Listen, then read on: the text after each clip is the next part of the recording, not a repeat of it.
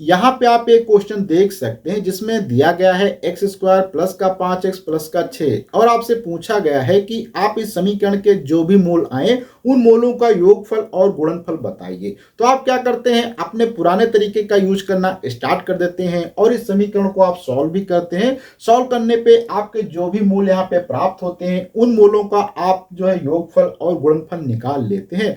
लेकिन ये कार्य करने में आपका बहुत ज़्यादा टाइम लग जाता है और अगर कोई भी आप एक गलती कर देते हैं तो आपके मूलों का योगफल और गुणनफल गलत आ जाता है। लेकिन अगर इससे आप बचना चाहते हैं, अपने क्वेश्चन को सही तरीके से करना चाहते हैं, तो इसके लिए आप एक नए तरीके को अपना सकते हैं जहां पे मूलों का योगफल और मूलों का गुणनफल बिल्कुल डायरेक्ट निकाला जा सकता है, जिसमें आपको कोई भी अपना पुराना तरीका बिल्कुल भी यूज नहीं करना है।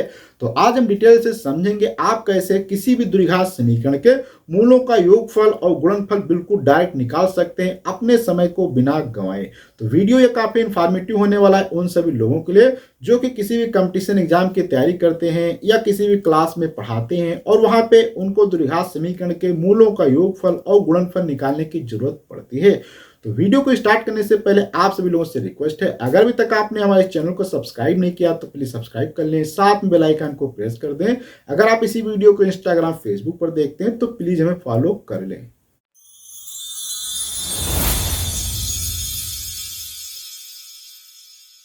यहाँ पे हम सबसे पहले क्या करते हैं, द्विघात समीकरण की जो कि व्यापक रूप अर्थात स्टैंडर्ड फॉर्म होती है उसको हम लिखते हैं। तो जैसे कि स्टैंडर्ड फॉर्म हम सभी जानते हैं, ए एक्स स्क्वायर प्लस का बी एक्स प्लस का सी बराबर 0, ये क्या होती है, स्टैंडर्ड फॉर्म होती है द्विघात समीकरण की।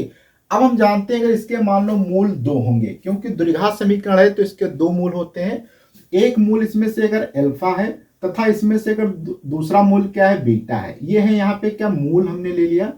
तो अगर इन दोनों मूलों का योगफल किया जाए तो मूलों का योगफल के लिए सूत्र यहाँ पे क्या होता है, अल्फा प्लस बीटा बराबर यहाँ पे होता है माइनस एक्स। यहाँ पे क्या लगाएंगे, माइनस एक्स का गुणांक किसका होना चाहिए, एक्स का गुणांक होना चाहिए। इसी प्रकार से नीचे आपका हमेशा क्या आता है, एक्स स्क्वायर का गुणांक। ठीक है, किसका आना चाहिए, एक्स स्क्वायर का गुणांक। अभी हम यहाँ पे बात करेंगे गुणांक का मतलब क्या होता है। तो यहाँ पे हमने लिख दिया है माइनस एक्स का गुणांक बटे एक्स स्क्वायर का गुणांक। तो यहाँ पे गुणांक पे अगर बात करें तो माइनस एक्स का गुणांक अर्थात क्या हो जाएगा, माइनस का बी बटे ए यहाँ पे आ जाएगा, जो कि हमारा अल्फा प्लस बीटा बराबर ये होता है। वहीं पे अगर हम बात करें मूलों के गुणनफल की अर्थात अल्फा गुणे बीटा, तो यहाँ से क्या आता है, अचर पद, जो भी अचर पद होता है इस समीकरण का उसको लिखा जाता है, बटे यहाँ पे क्या होता है, एक्स स्क्वायर का गुणांक। ठीक, तो यहाँ पे क्या हो जाएगा, अचर पद यहाँ पे आप देखेंगे तो सी है और एक्स स्क्वायर का गुणांक क्या है, ए है। तो यहाँ पे अल्फा इंटू बीटा बराबर आपका निकल आ जाता है सी बटे ए। तो ये तो हो जाते हैं मूलों का योगफल और मूलों का गुणनफल डायरेक्ट निकालने का तरीका। अब हम यहाँ पे समझते हैं कि इसके क्या फायदे होते हैं इन सूत्र से जब आप कोई भी कंपटीशन के अंदर बैठते हैं और वहां पे क्वेश्चन सॉल्व करते हैं। इसके लिए यहाँ पे हम एक सबसे पहले क्या करते हैं, एग्जाम्पल ले लेते हैं। जैसे कि मान लो यहाँ पे दिया गया एग्जाम्पल में एक्स स्क्वायर प्लस का 5x प्लस का 6 बराबर 0, ये आपके पास एक द्विघात समीकरण है। अब आपसे पूछा गया कि मूलों का योगफल आप बताइए, तो आपके पास 2 तरीके होंगे।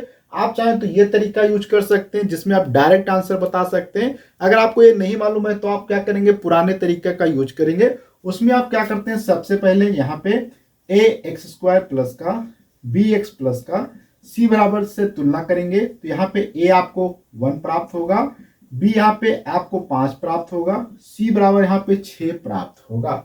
तो इस प्रकार से यहाँ पे आप देखते हैं ये चीजें प्राप्त होती हैं। अब इस प्रकार के हल करने के लिए आपको क्या करना पड़ता है, ए गुणे सी करना पड़ता है। कहने का मतलब यह है कि 1 गुणे आपको 6 करना पड़ेगा, तो यहाँ पे 6 आ जाएगा। अब 6 के ऐसे 2 टुकड़े करने पड़ते हैं जिनका आपस में यहाँ पे प्लस लगा है, तो उनको जोड़ने पे आपको 5 प्राप्त हो जाए और उन्हीं का गुणा करने पे 6 प्राप्त हो जाए। तो जिसमें से आप देख सकते हैं एक तो 1 गुणे 6 है, अगर यहाँ पे हम लगा दे 1 प्लस 6 तो क्या आ जाएगा 7, जो कि यहाँ पे 5 नहीं आता है, अर्थात ये प्रोसेस हमारे लिए सही नहीं है। तो वहीं पे हम दूसरी क्या तरीका अपनाते हैं, 3 गुणे 2 लिखते हैं और यहाँ पे हम क्या करते हैं, 6 आएगा और यहीं पे अगर देखा जाए तो 3 प्लस 2 क्या आता है, 5 आता है, जो कि हमारे लिए बहुत ही अच्छा ये तरीका है। तो जहां पे 5 है वहां पे हम क्या करेंगे, 3 प्लस 2 लिख देंगे। जैसे कि तो यहाँ से क्या हो जाएगा, एक्स स्क्वायर प्लस का 5 के स्थान पे 3 प्लस 2 हो जाएगा, एक्स हो जाएगा, प्लस का 6 बराबर 0 हो जाएगा। तो यहाँ से सॉल्व करेंगे तो क्या आएगा, एक्स स्क्वायर प्लस का 3x प्लस का 2x प्लस का 6 बराबर 0 आ जाता है। यहाँ से अब थोड़ा सा इसमें अगर कॉमन लिया जाए तो यहाँ पे क्या आ जाएगा आपका, यहाँ पे x कॉमन मिल जाएगा तो x प्लस यहाँ पे 3 हो जाएगा। यहाँ पे आपका 2 कॉमन ले लिया जाए तो यहाँ पे क्या हो जाएगा, x प्लस 3 बराबर 0 हो जाएगा। अब इन दोनों में क्या करते हैं हम, x प्लस का 3 कॉमन ले लिया जाए तो यहाँ पे क्या आ जाएगा, x प्लस 2 बराबर 0 आ जाएगा। तो यहाँ से थोड़ा सा और सॉल्व करते हैं तो क्या होगा, x प्लस 3 बराबर 0 अर्थात x बराबर माइनस का 3 आ जाएगा। ऐसे यहाँ पे x प्लस 2 बराबर 0 होगा तो x बराबर क्या आ जाएगा, माइनस का 2 आ जाएगा। अर्थात यहाँ पे आप देख सकते हैं ये दोनों मूल जो आपके निकल के आए हैं इसमें आपको मिलता है अल्फा, मान लो एक यहाँ पे अल्फा हो जाएगा माइनस का 3, तो इसको हम मान लेते हैं बीटा, तो ये आ जाता है माइनस का 2। तो यहाँ से अगर लिखा जाए अल्फा प्लस बीटा अर्थात माइनस का 3 और माइनस का 2, अर्थात यहाँ से सॉल्व करने पे क्या आ जाता है, माइनस का 5 आ जाता है। ऐसे यहाँ पे अगर हम लिखें अल्फा गुणे बीटा अर्थात क्या हो जाएगा, माइनस का 3 गुणे माइनस का 2 अर्थात यहाँ पे क्या आता है, 6 आ जाता है। तो यहाँ पे आप देखेंगे अल्फा प्लस बीटा जो आता है यहाँ पे माइनस का 5 निकल के आता है। वहीं पे मूलों का गुणनफल की अगर हम बात करें तो अल्फा इंटू बीटा बराबर कितना निकल के आता है, 6 निकल के आता है। जो कि यहाँ पे आप देख सकते हैं मैंने पुराने तरीके का यूज किया है तो इसमें बहुत ज्यादा हमारा टाइम लग गया मूलों का योगफल निकालने में और गुणनफल। अब इसी मेथड को अगर हम थोड़ा सा इस फार्मूले से देखें तो क्या मिलता है, देखो यहाँ पे मूलों का योगफल क्या है, alpha plus beta minus B बटे माइनस बी अर्थात यहाँ पे क्या हो जाएगा, डायरेक्ट आप देखेंगे अल्फा प्लस बीटा अर्थात माइनस का 5 बटे और a अर्थात c, यहाँ पे a क्या है 1 तो 1 हो जाएगा अर्थात यहाँ पे आप देखेंगे माइनस का 5 आ जाता है। इसी प्रकार से अल्फा इंटू बीटा बराबर आप देखेंगे कितना आ जाता है, यहाँ से तो क्या हो जाएगा आपका 6 डिवाइडेड बाई 1 अर्थात 6।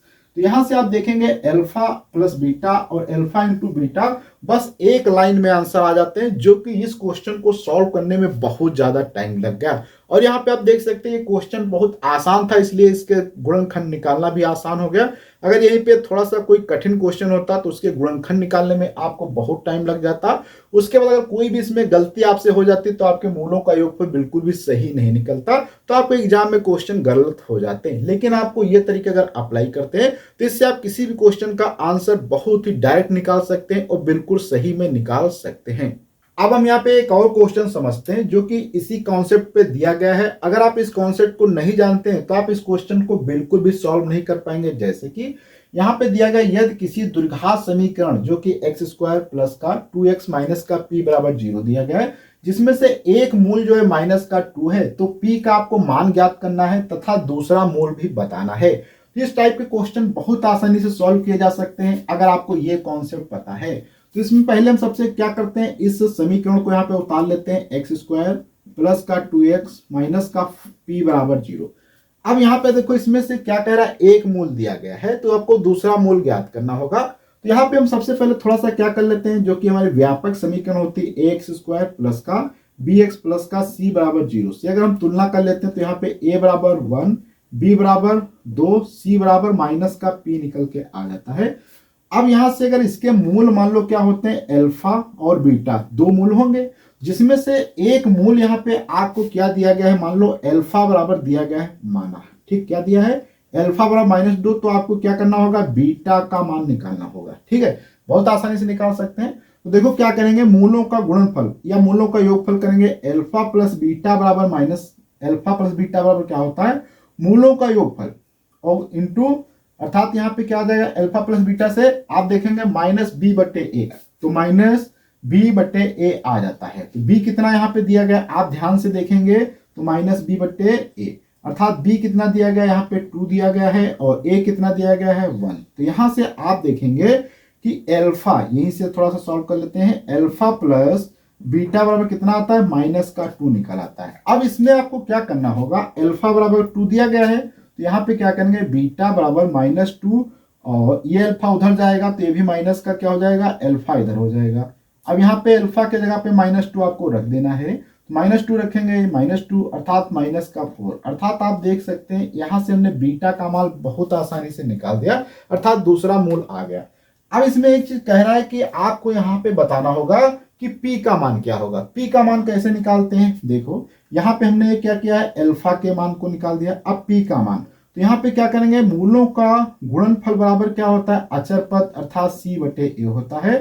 अचर पद कितना दिया है, P दिया गया है, A कितना दिया गया है, यहाँ पे आप देखेंगे 1 दिया गया है। और मूल यहाँ पे आपको मालूम ही हो गए हैं क्या क्या दिए गए हैं। देखो अल्फा कितना दिया है, यहाँ पे -2, और बीटा दी कितना दिया गया है, -4 बराबर P। तो 4 दूनी 8, तो यहाँ से आपका क्या आ जाता है, P बराबर 8 आ जाता है, क्योंकि माइनस माइनस है तो यहाँ से क्या हो जाएंगे, प्लस हो जाएंगे। तो आपके यहाँ पे P का मान निकल आता है, और दूसरा भी आप रूट निकाल सकते हैं। अगर आपको ये कॉन्सेप्ट ना पता होता तो इस कॉन्सेप्ट के बिना आपको ये क्वेश्चन सॉल्व करने में बहुत ज्यादा टाइम लगता, हो सकता है आप इस क्वेश्चन को सॉल्व भी नहीं कर पाते। अब हम यहाँ पे एक और क्वेश्चन करते हैं और आपको दिखाते हैं कि इसके आप कैसे मूलों का योगफल और गुणनफल बहुत आसानी से निकाल सकते हैं। तो इसमें हमें सबसे पहले क्या करना पड़ता है, आपको व्यापक समीकरण से हमेशा तुलना करनी पड़ती है। तो यहाँ पे आ जाएगा ये, तो यहाँ पे आपका मिलेगा a बराबर 1 हो जाएगा, b बराबर 6 हो जाएगा, c बराबर 9 हो जाएगा। अब यहाँ पे अगर आप पुराने तरीके का यूज करते हैं तो उसमें भी आप इसके मूलों का योगफल निकाल सकते हैं। तो अभी हम नए तरीके से अगर हम बात करें तो इसके मान लो मूल क्या थे, अल्फा और बीटा। तो अल्फा प्लस बीटा बराबर यहाँ पे क्या हो जाएगा, माइनस का b/a, अर्थात यहाँ पे क्या हो जाएगा, माइनस का 6/1, अर्थात क्या आ जाएगा, -6। इसी प्रकार से मूलों का गुणनफल अगर बात करें तो c/a हो जाता है। c यहाँ पे कितना दिया, 9/1, अर्थात यहाँ पे क्या 9 निकल के आ जाता है। और इसको हम यहाँ पे थोड़ा सा होमवर्क में क्वेश्चन देते हैं, आपको क्या करना है, ओल्ड मेथड का यूज करना है। कौन सी मेथड, ओल्ड मेथड का यूज करके आपको चेक करना है कि आपने जो वहां पे रूट निकाले हैं उन रूटों का योगफल और उनका जो है गुणनफल क्या यही सेम आता है कि नहीं आता है। तो आज की वीडियो हम लोग इतना रखते हैं, अगले वीडियो मिलेंगे कुछ नई जानकारी के साथ में। जब तक के लिए धन्यवाद।